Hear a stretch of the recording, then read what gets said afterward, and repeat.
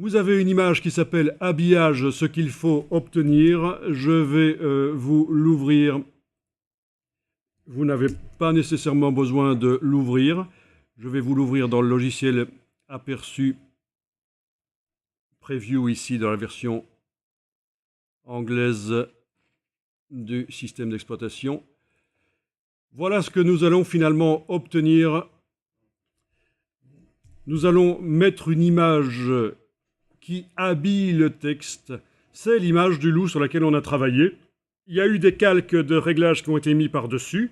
En fait, c'est une copie de calque de réglage qui existe déjà dans une autre image du document. Si vous vous rappelez, dans le document, en fait, vous avez sur une page de droite une tête de loup qui a cette couleur bleue. Donc, c'est pour montrer par la même occasion que non seulement on peut mettre des calques de réglage sur les images, puisque ce sont des fichiers PSD qu'on utilise dans InDesign, des fichiers Photoshop, mais en plus, on peut aller transférer des calques qui existent d'une autre image. Il y a un fondu qui a été fait parce que notre image de loup, il avait le bout des pattes dans l'herbe à l'origine. Donc il y a deux solutions. Soit je vais chercher des pattes de loup sur une autre photo et je fais un photomontage, ça se fait. Soit je me facilite la tâche, évidemment, parce que j'ai pas que ça à faire, c'est une mise en page rapide. Et dans ce cas-là, je triche, j'ai fait un fondu vers la transparence, vers le bas.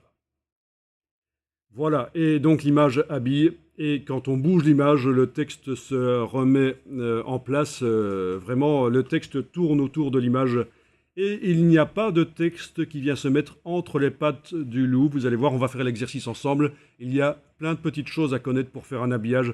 Grâce à ça, vous allez pouvoir faire des habillages de texte dans InDesign. C'est quand même quelque chose qu'on rencontre assez souvent en mise en page professionnelle. Et je vous rappelle que si vous voulez obtenir un document Word au départ du document InDesign, il va falloir l'exporter en PDF, ouvrir le PDF dans Acrobat Pro, dans Acrobat Pro, faire fichier enregistrer sous et enregistrer au format Word. Mortalité de l'histoire, vous pouvez avoir un document Word avec de l'habillage de texte professionnel comme on peut le faire dans InDesign. Vous allez retrouver ça dans votre document Word. Ce qui est quand même assez extraordinaire. Si on vous oblige à fournir un document Word, voilà, c'est le seul intérêt. Pour certains contrats, il est obligatoire de fournir un document Word. Donc, si vous ne connaissez pas Word et vous connaissez InDesign, vous allez pouvoir faire des documents Word malgré tout avec InDesign par ces petites astuces que je viens de vous expliquer, de passer par Acrobat Pro. Il y a pas mal de gens qui ne connaissent pas ça et alors ils essaient d'utiliser des choses en ligne qu'ils trouvent, des convertisseurs de fichiers InDesign vers le Word ou de PDF vers Word. Mais en fait, non. Si vous avez Acrobat Pro dans votre Creative Cloud, vous avez tout ce qu'il faut pour faire des documents Word. Alors, dans le dossier document 53, vous pouvez aller dans le dossier Links. Et dans le dossier Links, vous trouvez une image, belle image du loup. Vous pouvez utiliser celle que vous avez faite ou celle que je vous fournis ici. Alors, l'image du loup qu'il faut ouvrir maintenant dans Photoshop s'appelle Wolf at Woburn Safari Park.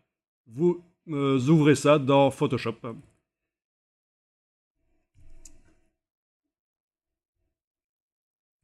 Parce que parallèlement au travail de cette image dans InDesign, on va l'importer dans InDesign, parallèlement à ça, on va également la travailler dans Photoshop. Donc voilà, le fichier peut être utilisé par deux logiciels en même temps, par InDesign et par Photoshop. Alors il y a un petit message éventuellement sur les profils couleurs, vous allez choisir, préférer le profil incorporé, en général c'est le meilleur choix. Ça dépend comment votre Photoshop est réglé. Alors, il y a une autre image que vous allez pouvoir ouvrir. C'est l'image Photoshop de la tête de loup bleue. Donc, c'est l'image qui commence par 1454 55. Vous ouvrez ça dans Photoshop également. Alors voilà, on va dans le document InDesign. Vous avez les deux images ouvertes dans Photoshop. Là, vous les gardez bien ouvertes, il n'y a pas de problème, elles vont nous servir. Donc, l'image du loup, la tête bleue, et l'autre image. Donc on a deux onglets normalement là dans Photoshop. Pour passer d'une image à l'autre, vous avez ça.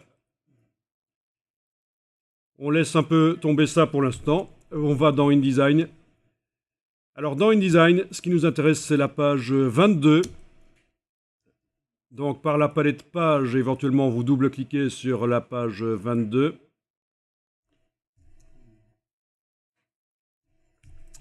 La page 22 contient du texte qu'on avait placé, des images qu'on a placées dans des blocs, un titre qui a été ajouté. Tout ça est évidemment temporaire, c'est du faux latin. Et alors vous avez un bloc image qu'on voit là, qui habille, il repousse déjà le texte, mais il n'a pas été déverrouillé. Quand on a demandé la fois passée, quand on a demandé précédemment d'activer les 2 pages et menu de la palette page, libérer les éléments du gabarit, normalement ça déverrouillait tous les blocs, puisque je vous rappelle ce qui vient d'un gabarit. Cette page utilise le gabarit G. Là, voilà. Ce qui vient d'un gabarit est verrouillé, inutilisable, et on avait fait cette fonction-là, activer les 2 pages avec clic, majuscule, clic, et demander libérer les éléments du gabarit, et ça nous avait libéré tous les blocs, ils étaient accessibles, on a pu mettre des images dedans grâce à ça. Par contre, celui-là, qui habille, il est toujours verrouillé. Pourquoi? Parce qu'au moment où on a libéré les éléments du gabarit, le calque qui contient ce bloc image qui est là, il était verrouillé, ce calque. Alors on va aller voir dans la palette des calques, menu fenêtre calque, window layers. Voilà. Donc il est sur le calque habillage. On a fait un calque spécial pour les images qui habillent. C'est plus facile de les mettre à part comme ça. Si j'enlève l'œil en face du calque habillage, je vois la diagonale qui s'en va. Il est bien là, en fait. Hein. Voilà. On va le déverrouiller, en fait. Hein. On va le déverrouiller, ce bloc. Donc, vous allez verrouiller le calque image et texte, parce qu'on ne va pas travailler sur le texte et les images qui sont là sur le côté. On va travailler uniquement sur ce bloc pour l'instant. Vous allez déverrouiller le calque habillage. J'ouvre le calque habillage. Ok, j'ai aucun bloc qui apparaît pour l'instant. Je fais CTRL majuscule et je clique sur le bloc. Sur le PC, c'est CTRL majuscule clic. Sur le Mac, ce sera commande majuscule clic. Il est déverrouillé par rapport au gabarit. Il apparaît réellement sur la page. Il est utilisable. Voilà. Il y a certaines choses du gabarit, ça ne sert à rien de les déverrouiller. Par exemple, la numérotation automatique, ça sert à rien de la déverrouiller, sauf si vous avez une bonne raison de le faire, pour la supprimer d'une des pages, par exemple. Là où vous avez une page avec une publicité, on ne met pas de numéro en général, pour ne pas gâcher la publicité qui coûte cher au client qui paye pour mettre sa publicité. Mais donc, voilà, on peut manuellement déverrouiller des choses comme ça. Donc vous avez les 2 manières de déverrouiller, par le menu de la palette page, libérer les éléments de gabarit, ou manuellement, CTRL majuscule clic sur PC, commande majuscule clic sur Mac. Alors ce bloc, il est bien sélectionné, on va y amener l'image du loup qui est sur ses 4 pattes. Vous allez dans le menu File, Place, Fichier, Importer, et dans le dossier Links, voilà, dans le dossier Links, vous allez importer l'image qui s'appelle Wolf at Woburn Safari Park. .psd. PSD, attention, parce qu'il est toujours là, en version JPEG. C'est l'image que j'avais été chercher sur le web. Et c'est pas celle-là qu'on utilise. On n'aurait même pu la supprimer, celle-là, en fait. C'est bien... non, parce qu'elle est utilisée à un autre endroit du document, en fait, je pense. Encore pour l'instant. Mais en tout cas, c'est bien la version PSD, la version où on voit que le loup n'a pas de décor autour de lui. Hein. C'est bien l'image qui est actuellement ouverte dans Photoshop. Vous faites fichier importer, file, place, dans la version anglaise de Photoshop. Et voilà, il y est. Ça ne se voit pas, mais il y est. On va demander de redimensionner l'image dans le bloc. Oui, faites gaffe à ça, hein. C'est un gros piège. On a l'impression que l'image n'est pas arrivée dans le bloc, mais elle y est. Ce que vous voyez, c'est le coin supérieur gauche de l'image qui est actuellement vide, c'est du blanc. On va demander de redimensionner l'image en allant dans Objet, Ajustement, remplir le bloc proportionnellement. Object Fitting Fill Frame Proportionally. Et voilà, il est là. Quand vous avez fait ça, vous enregistrez le document InDesign sous un nouveau nom. C'est toujours plus prudent. Dans le dossier d'assemblage qu'on est en train d'utiliser, c'est bien. Voilà. À côté du document InDesign précédent, pas de problème. Alors voilà, l'image a été redimensionnée. Bien sûr, si je clique sur le réticule central, je vois que le bloc est en vertical et l'image est en horizontale. Elle déborde par la gauche et la droite, c'est pas un problème. Ok, je suis en train là de modifier le contenu du bloc. En ayant cliqué sur le petit rond au centre là, c'est le contenu que je modifie. Je veux maintenant modifier le bloc. Je vais donc cliquer à côté de la page pour désélectionner et venir cliquer sur le bloc une fois, un clic, à n'importe quel endroit du bloc, sauf bien sûr sur le rond central. Donc là, je suis en train de modifier le bloc, pas son contenu, c'est le bloc. Et je vais demander que le bloc se redimensionne par rapport au contenu maintenant. Ah oui, on a demandé juste avant que le contenu se redimensionne par rapport au bloc, et maintenant on va demander que le bloc se redimensionne par rapport au contenu. Menu Objet, Fitting, et c'est Fit Frame to Content. Ajuster le bloc au contenu, un truc comme ça. Voilà. Donc ça, c'est toute l'image qui est maintenant visible. Alors le bloc était déjà en habillage. Il habille déjà le texte. Si vous le déplacez, vous allez voir que le texte bouge à chaque fois que vous replacez à un endroit le bloc, le texte bouge. Alors si vous avez un ordinateur qui est super lent, un truc qui date d'il y a 10 ou 15 ans, ça va pas le faire. Parce que ça demande quand même pas mal de calculs. Vous avez quand même le texte qui doit être redéployé à chaque fois que vous bougez l'image à un certain endroit. Donc l'habillage, comment est-ce qu'il a été mis? D'abord, l'habillage, il a été mis sur le bloc, sur le conteneur. On va faire apparaître la palette habillage. Menu Window, Text Wrap, menu Fenêtre, habillage de texte. Voilà, quand le bloc est sélectionné, vous voyez qu'on a la deuxième icône qui a été enclenchée, l'habillage. Comme l'icône l'indique, voilà, on a une image et le texte tourne autour, alors que quand c'est pas enclenché, le texte est derrière l'image.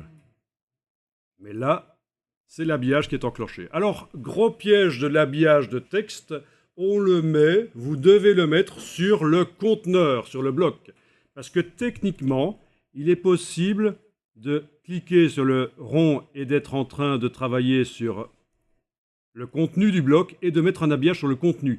Mais si vous faites ça, vous n'allez pas comprendre ce qui vous arrive. Par la suite, vous allez oublier pourquoi, comment ça se fait que cette image habille, que ce bloc habille, alors que l'habillage n'est pas enclenché dans la palette habillage. C'est parce que vous l'avez mis sur le contenu. Donc ne faites pas ça, ne mettez pas d'habillage sur le contenu. Faites attention à ça. Je clique à côté, je clique sur le bloc, c'est bien sur le conteneur, le bloc, qu'on met l'habillage, pas sur son image sur son contenu. Alors pour l'instant, c'est donc le bloc qui habille, mais je vais faire en sorte que la transparence de l'image serve pour l'habillage. Dans Photoshop, on a de la transparence. Si je vais voir l'image dans Photoshop, celle-là, c'est bien de la transparence autour. Dans la palette des calques, on n'a qu'un seul calque avec... Alors, ah oui, c'est la version française. Okay. On n'a qu'un seul calque avec un masque de fusion. D'accord? Majuscule clic, ça le désactive, mais vous voyez, donc, il y a de la transparence. Et la transparence dans InDesign peut servir pour faire l'habillage. On va tester ça. Vous allez dans activer, pendant que vous avez le bloc qui est là sélectionné, vous activez la troisième icône ici. Voilà. Pour l'instant, ça ne change pas grand-chose. Maintenant, il faut dire ici qu'on utilise la couche alpha. Alors, ce n'est pas à proprement parler une couche alpha dans Photoshop. Pour ceux qui connaissent Photoshop, ce n'est pas vraiment une couche alpha, mais InDesign considère que la transparence sur un calque, c'est une couche alpha. Voilà. Vous voyez que quand vous choisissez couche alpha, vous avez le choix de la couche alpha ici, et c'est la transparence du calque. Si vous aviez dans votre fichier Photoshop des couches alpha enregistrées dans la palette des couches, elles apparaîtraient là dans la liste. On pourrait utiliser une couche alpha pour habiller d'une certaine manière. Je pourrais, voilà, habiller d'une certaine manière. Mais j'ai pas joué avec des couches alpha dans Photoshop. Donc voilà, on voit que le texte tourne autour de la bestiole. On a ici la marge d'habillage que vous allez pouvoir augmenter pour quand même éloigner un peu le texte. Vous allez enregistrer le document InDesign que vous avez fait ça. On n'est jamais trop prudent. Toujours dans le dossier d'assemblage à côté des précédents. À la fin, bien sûr, quand le document est fini, on refera un dossier d'assemblage à part qui intégrera uniquement ce qui est utilisé par le document InDesign et pas toutes les petits broles. Oui, en effet, vous me faites remarquer que maintenant, quand on sélectionne le bloc, on voit qu'il y a l'habillage en fonction de la transparence. Et quand on clique sur le réticule central et qu'on est en train de travailler là sur le contenu, donc ça s'affiche en brun, on a aussi ça qui est enclenché. Bon, c'est pas grave, c'est normal. Ce qui compte, c'est d'avoir enclenché au départ l'habillage quand on était en train de travailler comme ça sur le bloc et pas sur son contenu. Alors voilà, vous avez un habillage de texte. Quand vous déplacez la bestiole, vous avez le texte qui se redéploie à chaque fois. Bien sûr, on ne va pas mettre la bestiole au milieu d'une colonne, c'est foireux. C'est prévu pour la mettre soit sur le bord d'une colonne, soit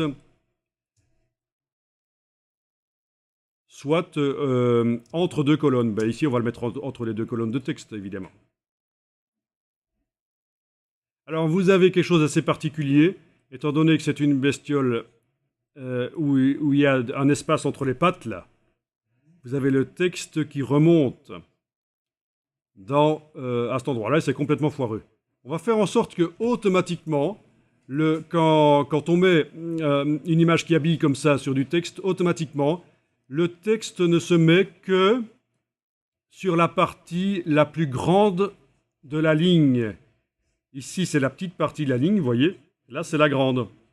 Et pour faire ça, c'est simple, il faut demander ici habillage. Au lieu de habillage côté droit et gauche, il faut demander la plus grande zone.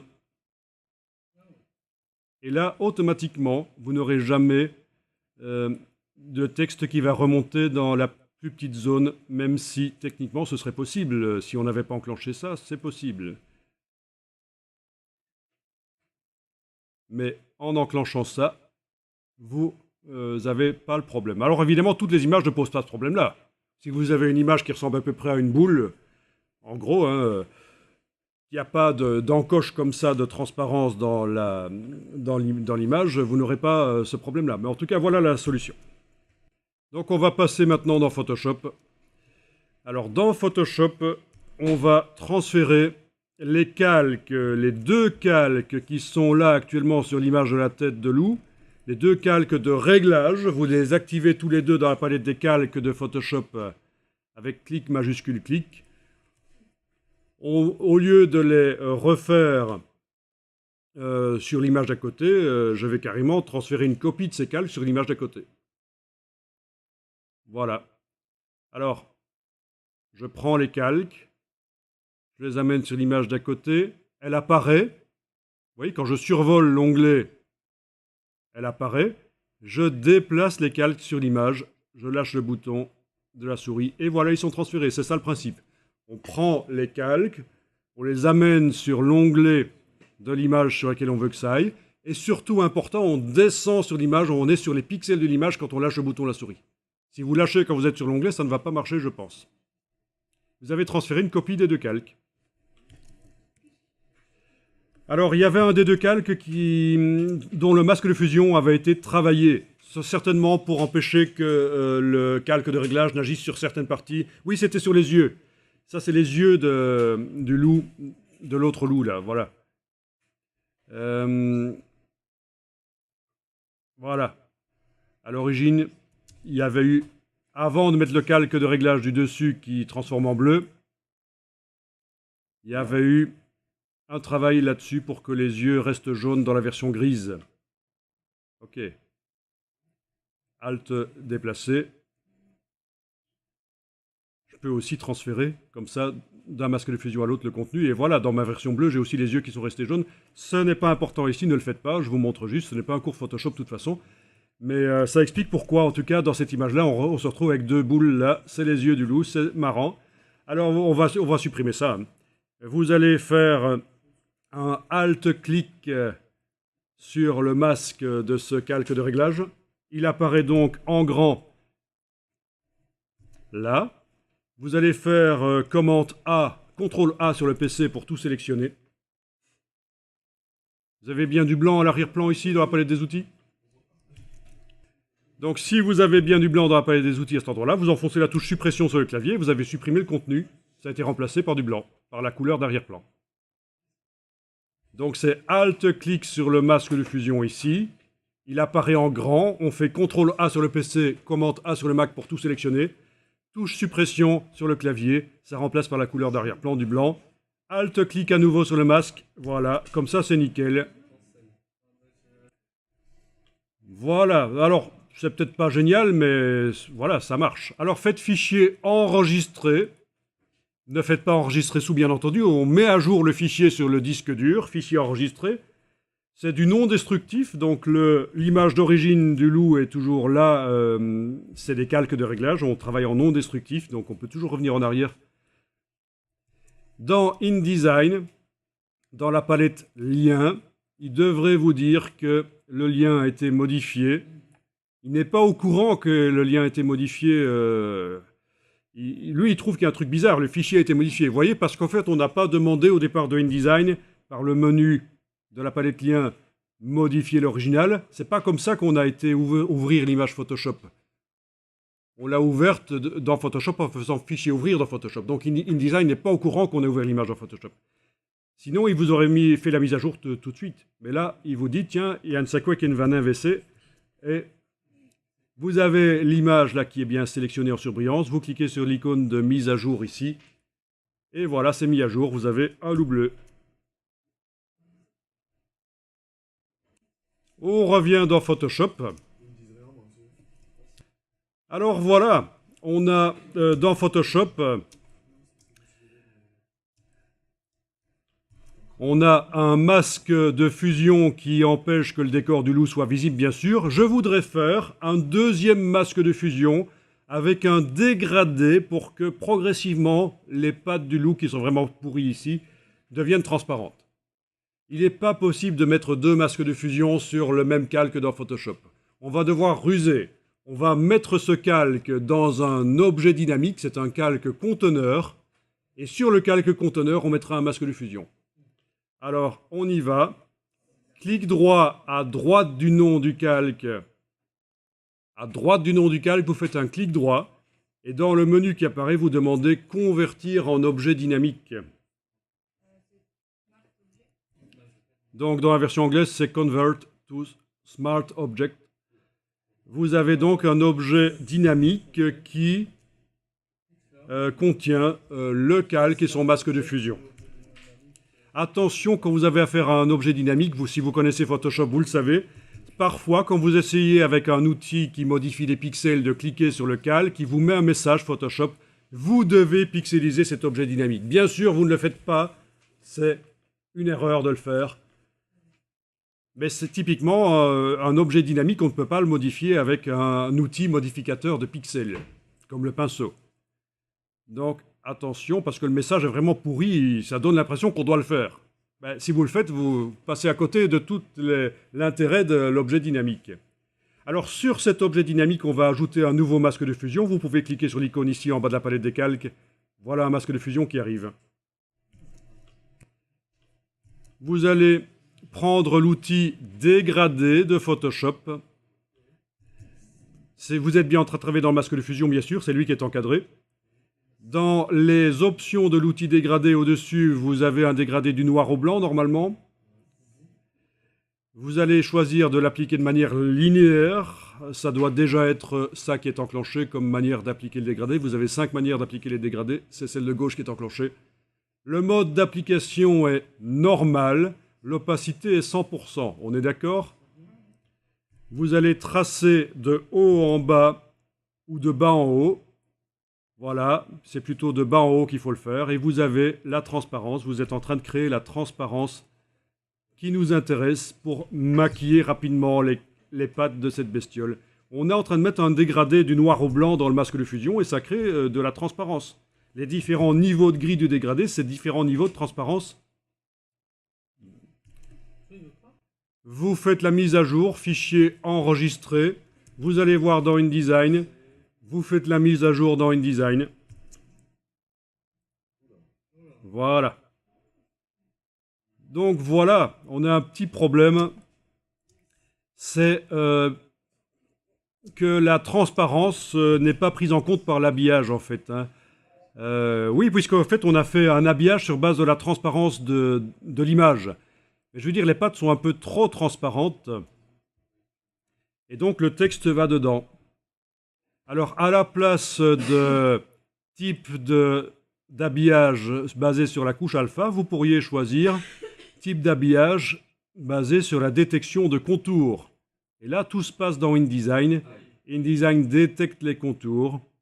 Voilà. Parfait. Enfin non, pas parfait, c'est pourri. Qu'est-ce qui se passe à votre avis? Il y a des tâches. Voilà. Le problème, c'est les petites tâches qui sont prises en compte. Et ça, c'est dans Photoshop, les tâches. Eh bien, je vais dans Photoshop. Alors, regardez, vous aurez l'occasion de le faire plus tard. Je vais nettoyer le masque que j'avais fait au départ. Il a plein de petites tâches. Il est pourri, le masque de fusion. Le premier masque de fusion. Il est où, le masque de fusion, le premier? Il est dans l'objet dynamique. Je vais double-cliquer sur l'objet dynamique. Donc, sur la partie gauche, ici. Et la partie gauche, là. Et ça va ouvrir le contenu dans une autre fenêtre. Bon, il y a un message. Ah oui, message sur les profils, ok. Préférer le profil incorporé, ok. Il y a peut-être un message qui annonce un truc incompréhensible. C'est que, en fait, une fois que vous avez modifié le contenu de l'objet dynamique, pour le réintégrer dans l'image d'origine, il faut faire fichier enregistré.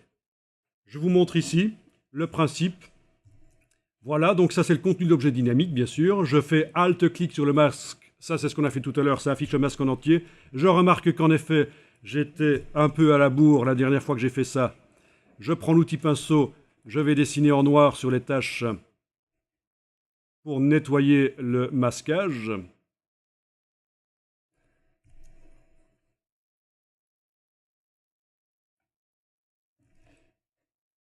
Voilà, il faut modifier la taille de la brosse. CTRL-ALT, clic droit du PC. Quand vous avez les touches CTRL-ALT avec le pinceau, donc c'est CTRL-ALT, clic droit du PC. Sur le Mac, c'est clic gauche. Pour modifier rapidement la forme de la brosse. Voilà, donc là, les petites taches sont quasiment toutes parties du masque. Ça a l'air d'être nickel. C'est en tout cas plus propre. Normalement, voilà, ça devrait fonctionner. Alors, je fais fichier enregistré pour réintégrer le contenu de l'objet dynamique à l'image derrière. Fichier enregistré. Je fais fichier fermé. Ça, normalement, maintenant, c'est propre. Il ne devrait plus y avoir de tâches. Le contenu de l'objet dynamique a été réintégré à cet endroit-là. C'est propre. Je fais fichier enregistré pour enregistrer sur disque dur cette fois-ci. Juste avant, j'ai fait fichier enregistré, c'était pour réintégrer le contenu de l'objet dynamique dans l'image Photoshop. C'était pas vers le disque dur. Mais ici, c'est vraiment vers le disque dur. Fichier enregistré. Je vais voir dans InDesign. Je demande la mise à jour. Et ça devrait améliorer l'habillage sans les petites taches. Voilà. Nickel.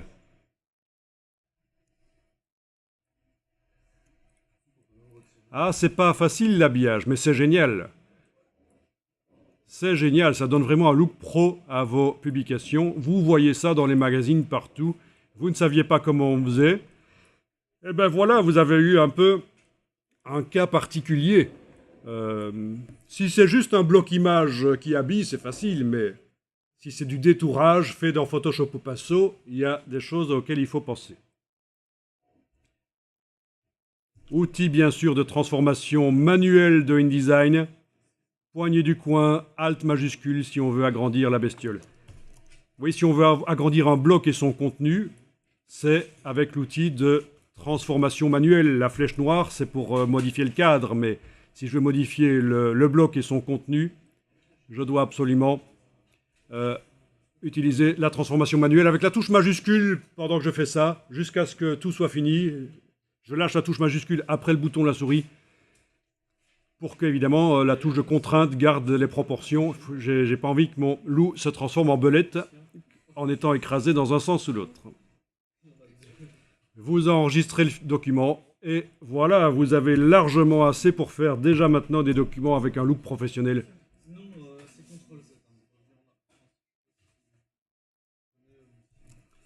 Bon, j'ai des